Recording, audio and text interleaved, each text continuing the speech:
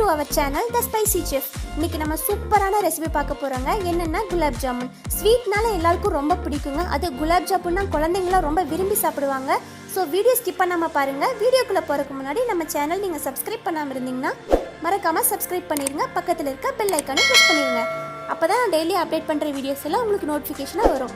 வாங்க நம்ம இப்போ சாஃப்ட்டா குலாப் ஜாமுன் எப்படி செய்யறதுன்னு பார்க்கலாம். நான் ஒரு 200 கிராம் குலாப் ஜாமுன் மாவு எடுத்து வச்சிருக்கேங்க. அதில் சின்ன சின்ன கட்டியாக இருக்கும், அதெல்லாம் நம்ம உடச்சி விட்டுறலாம்.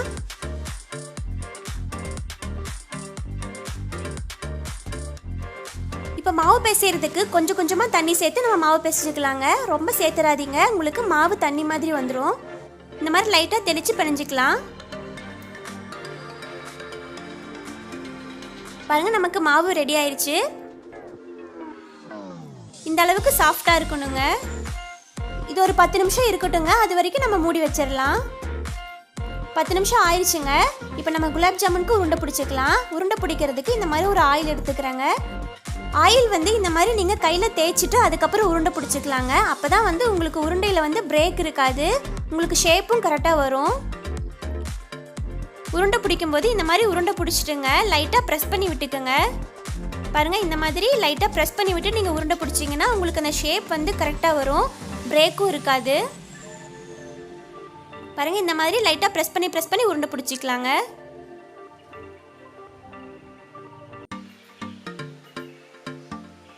இதே மாதிரி நம்ம எல்லா உருண்டையும் பிடிச்சி எடுத்துக்கலாம்.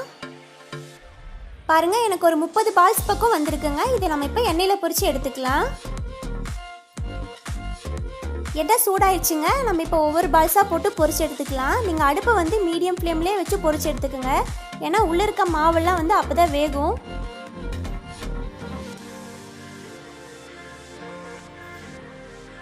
பாருங்கள், ஒரு 5 மினிட்ஸ் பக்கம் நல்லா வெந்துருச்சு. இந்த மாதிரி ப்ரௌனிஷாக இருக்கும்போதே நீங்கள் எடுத்துக்கலாம். இது ஒரு வேற ஒரு பவுலுக்கு ட்ரான்ஸ்ஃபர் பண்ணிடுறேங்க. இதே மாதிரி நம்ம எல்லா பால்ஸையும் பொரிச்சு எடுத்துக்கலாம். பாருங்கள், நான் எல்லா பால்ஸும் பொரிச்சு எடுத்துட்டேன். இந்த மாதிரி ப்ரௌனிஷாக இருக்கணுங்க. லைட் ப்ரௌனாக இருக்கும்போதே நீங்கள் எடுத்துட்டிங்கன்னா உள்ளே இருக்க மாவு வேகாதுங்க, வெளியே மட்டும் வெந்த மாதிரி இருக்கும். இது தனியாக இருக்கட்டுங்க. நம்ம அதுக்குள்ளே போய் ஜீரா காய்ச்சிக்கலாம். ஜீரா காய்ச்சறதுக்கு நான் ஒரு 200 கிராம் சுகர் எடுத்துக்கிறேன்.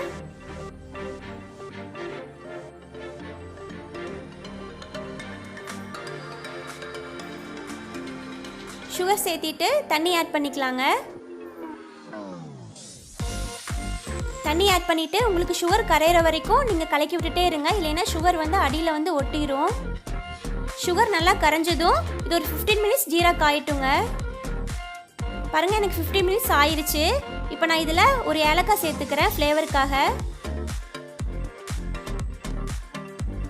இது ஒரு கம்பிப்பதம் வர்ற வரைக்கும் நல்லா கொதிக்கணுங்க. பாருங்கள், எனக்கு இப்போ இந்த கம்பிப்பதம் வந்துருச்சு. இந்த மாதிரி ஒரு கம்பிப்பதம் வரணுங்க. இப்போ நான் அடுப்பு ஆஃப் பண்ணிக்கிறேன். அடுப்பு ஆஃப் பண்ணிவிட்டு குலாப் ஜாமுன் பால்ஸ் நல்லா ஆறணும். ஆறினதுக்கப்புறம் தான் இந்த ஜீரோவை நம்ம அது மேலே ஊற்றணும். இல்லைன்னா உங்களுக்கு பால்ஸ் உடஞ்சிரும். நான் எல்லா ஜீராவையும் இதில் மிக்ஸ் பண்ணிட்டேங்க. இது ஒரு 3 to 4 hours நல்லா ஊறட்டுங்க. அப்போ தான் குலாப் ஜாமுன்குள்ளெல்லாம் உங்களுக்கு ஜீரா ஊறி இருக்கும். அவ்வளோதாங்க, நமக்கு குலாப் ஜாமுன் சூப்பராக டேஸ்ட்டாக ரெடி ஆயிடுச்சுங்க. ஒரு குலாப் ஜாமுன் கூட நமக்கு உடையாமல் சூப்பராக அழகாக வந்திருக்கு. இந்த மாதிரி நீங்களும் உங்கள் வீட்டில் ட்ரை பண்ணி பாருங்கள். ட்ரை பண்ணி பார்த்துட்டு எப்படி இருந்துச்சுன்னு கமெண்ட்டில் சொல்லுங்கள். உங்களுக்கு இந்த ரெசிபி பிடிச்சிருந்துச்சுன்னா லைக் பண்ணுங்கள், ஷேர் பண்ணுங்கள், கமெண்ட் பண்ணுங்கள், மறக்காமல் சப்ஸ்கிரைப் பண்ணுங்கள். பக்கத்தில் இருக்க பெல் ஐக்கானையும் ப்ரெஸ் பண்ணுங்கள். தேங்க்ஸ் ஃபார் வாட்சிங்.